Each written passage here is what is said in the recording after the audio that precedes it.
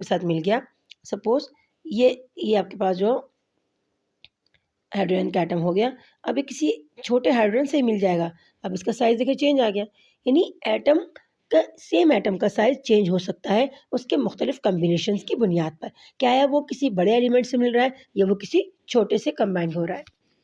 It must be remembered that an atom is isolation has different size, कि ये आप बात याद रखिए कि एटम जो है वो आइसोलेशन मतलब जो अलग होगा, बिल्कुल अकेला होगा, तो उसका जो एटॉमिक साइज है वो मुख्तलिफ होगा, यानी एटॉमिक वॉल्यूम, वॉल्यूम मीन जो जितनी जगह घेरेगा एटम तो मुख्तलिफ होगा।